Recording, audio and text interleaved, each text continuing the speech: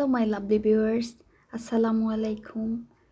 Welcome back to my channel Aisa's Lifestyle. আজ আমি আরেকটি ভিডিও নিয়ে আপনাদের সামনে হাজির হয়েছি। আর ভিডিওটি ভালো লাগলে please like, comment and subscribe করে যাবেন। এন্ড ভিডিওটি প্লিজ সম্পূর্ণ দেখার জন্য অনুরোধ করছি। তো আজ আমি সকাল সকাল ঘুম থেকে উঠে ব্লগটা স্টার্ট করেছি। আজ আমি রুটি তৈরি করব। আর রুটির সাথে ডাল রান্না করেছিলাম, তাই সেটা দিয়েই খেয়ে ফেলবো। আর ডিম পুচ বানাবো। তো দেখি কিভাবে কি করি, আর আপনারাও দেখতে থাকেন, আশা করি ভালো লাগবে। আমি যেহেতু প্রথম ব্লগিংয়ে আসছি, তাই আমার সব কিছু ইমপ্রুভ হয়নি এখনও। আশা করি আস্তে আস্তে হবে ইনশাআল্লাহ। তো আপনারা সাথে থাকবেন আর আমাকে অলওয়েজ সাপোর্ট করে যাবেন, এতে আমি আরেকটু উৎসাহ পাবো। আর ইনশাআল্লাহ আমি ট্রাই করব আপনাদের সুন্দর সুন্দর ভিডিও উপহার দিতে। আর আমরা তো সবাই জানি, যদি আমরা প্রথম নতুনভাবে কোনো কিছু স্টার্ট করি, শুধু ব্লগিং না, এনি ওয়ার্ক, আমরা যদি ফার্স্ট টাইম করতে যাই হয়তো এত সুন্দর হয় না। অ্যান্ড অন্য যারা আমাদের সিনিয়র আছেন বা আমাদের অনেক আগ থেকে একটা কাজ করেন, তাদের মতো হয়তো প্রথমেই আমরা হবে না। আর এটা আশা করলেও আমি মনে করি এটা বোকামি হবে। তাই আস্তে আস্তে একটু ধৈর্য নিয়ে করতে হয়। তো আমিও সেম, আমার নিজেকে এভাবেই আমি মোটিভেট করি অলওয়েজ, যে আমি প্রথমে হয়তো আমার সব কিছু সুন্দর করতে পারবো না, আস্তে আস্তে ইনশাল্লাহ সব কিছু আমি সুন্দর করার চেষ্টা করব। আমরা অনেকেই আছি, যখন একটা কাজ আমরা শুরু করি, তখন যদি একটু সুন্দর না হয়, বা অন্য আমাদের চেয়ে উপরে যারা আছে বা আমাদের সিনিয়র যারা, তাদের মতো যদি না হয়, তখন ভাবি না, মনে হয় আমার দ্বারা আর হবে না। তখনই আমরা এই কাজের হাল ছেড়ে দেই। তো এটা হতেই পারে, যেহেতু আমরা মানুষের মাইন্ড অনেক সময় অনেক রকম চেঞ্জ হয়। অনেক সময় দেখবেন আমরা হতাশ হয়ে যাই একটুতেই, তাই এরকম হওয়া উচিত না। আর আমিও প্রায় সময় এরকম হই, বাট আবার নিজেকে মোটিভেট করি যে আসলে এরকম ঠিক না। তো সবার উদ্দেশ্যেই বলছি, কেউ আসলে এভাবে হতাশ হবেন না, অবশ্যই ধৈর্য রাখবেন আর আল্লাহর কাছে সব সময় দোয়া করবেন। দেখবেন ইনশাআল্লাহ সব কাজেই হেল্প হবে। যাই হোক, এখানে দেখেন আমি ডিম পুচটা বানিয়ে নিয়েছি। আর এভাবে ডিম পুচ তৈরি করতে খুব ইজি হয়। এখন আমি রুটিটা চেকে নিচ্ছি। রুটি দেখে কেউ হাসবেন না, আমার এত সুন্দর রুটি হয় না, আমি সুন্দর করে বেলতে পারি না। তো এদিকে আমি নাস্তা সেরে নেওয়ার পর 11টা-12টার দিকে দুপুরে রান্নার প্রসেসিং শুরু করে দিয়েছি। দেখেন, আজ আমি রান্না করব এই ঝিঙ্গে দিয়ে চিংড়ি মাছ আর কাচকি মাছ। তো কে কে এরকম মাছ খেতে ভালোবাসেন প্লিজ কমেন্টে জানাবেন। আমার তো দুটোই খুব বেশি প্রিয়। তো আমি রান্না শুরু করে দিয়েছি।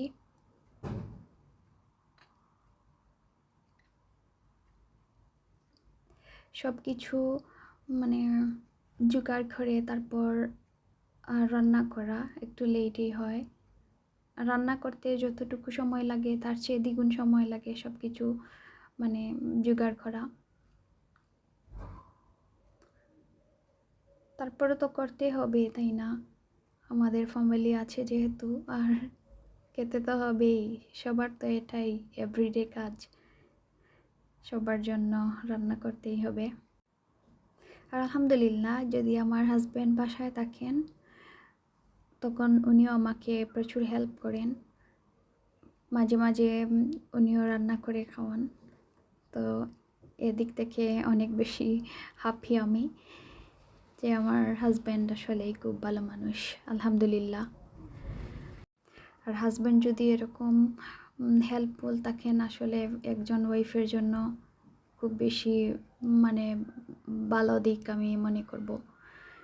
কারণ আমাদের সবার কপালেই, বিশেষ করে মেয়েদের কথা বলছি, যদি একজন ভালো হাজব্যান্ড হয় তাইলে দেখবেন জীবনটাই ধন্য মনে হবে।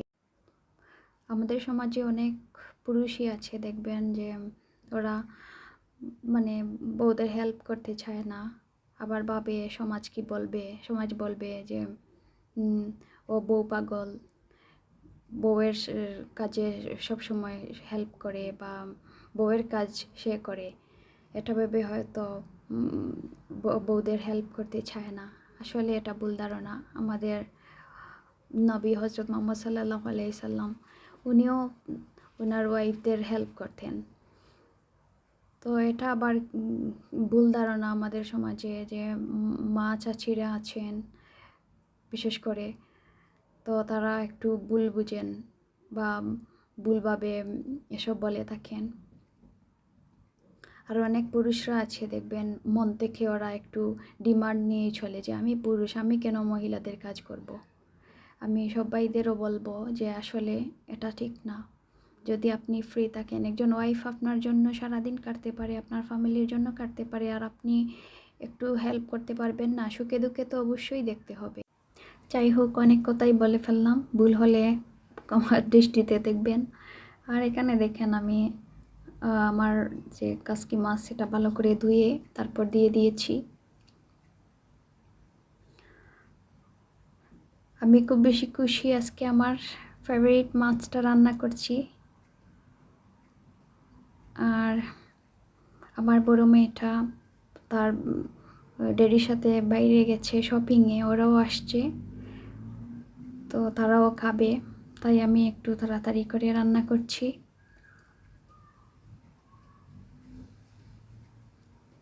এই ঝিঙ্গে সবজিটা খুব তাড়াতাড়ি মানে সেদ্ধ হয়ে যায়, তার জন্য একটু ভালো লাগে। মানে তাড়াহুড়ার টাইমে এরকম নরম সবজি যদি হয় তাহলে রান্নাটাও দেখবেন অনেক তাড়াতাড়ি হয়ে যায়। আজকে আমাদের এখানে প্রচুর বৃষ্টি হচ্ছে সকাল থেকেই। তো আজ ভাবছিলাম একটু বাইরে যাব, কিছু শপিং ছিল, বাট বৃষ্টি দেখে মনে হচ্ছে আর যাওয়া হবে না, কারণ আজকে সারাদিনই বৃষ্টি দেবে। আর আমার যেহেতু ছোটো বাচ্চা আছে, তাই আমি এরকম বৃষ্টি হলে বা অনেক বেশি বাতাস হলে বাইরে, আমি ওকে নিয়ে বাইরে যেতে চাই না।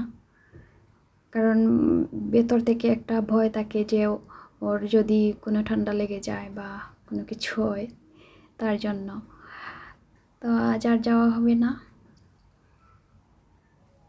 দুপুরে খাওয়া দাওয়ার শেষে একটু রেস্ট নেব, আর বাইরে যাব না। যখন দেশে ছিলাম তখন বৃষ্টি হলে খুব বেশি আনন্দ হতো, খুব ভালো লাগতো। বিশেষ করে যদি কারো মানে টিনের চাল থাকে না, এই টিনের চালে যদি বৃষ্টি পড়ে খুব বেশি ভালো লাগতো, একটা বেশি শব্দ করতো, তখন এই শব্দটা শুনতে বেশি ভালো লাগতো।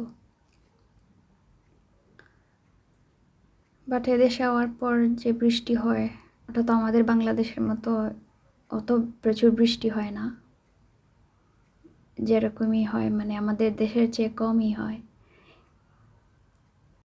আমি দেশে থাকতে যদি বৃষ্টি হতো, আমি জানালা দিয়ে চেয়ে থাকতাম, যে দেখতাম মানে গাছে পানি পড়ছে আর টিনের চালে পানি পড়ছে, শব্দ হচ্ছে, এসব আমি খুব বেশি এনজয় করতাম। এখনও এই দেশে হওয়ার পর যদি বৃষ্টি দেখি আমি সেমটাই করি, আমি জানালা দিয়ে চেয়ে থাকি। বাট দেশের সৌন্দর্য আর পাই না, এটাই দুঃখ। এদিকে দেখেন কথা বলতে বলতে আমার রান্না বান্না ডান। তো এখন আমার বিদায় নেওয়ার পালা। সবাই ভালো থাকবেন, সবাইকে ভালো রাখার চেষ্টা করবেন, আমার চ্যানেলটা সাবস্ক্রাইব করবেন। আল্লাহ হাফিজ।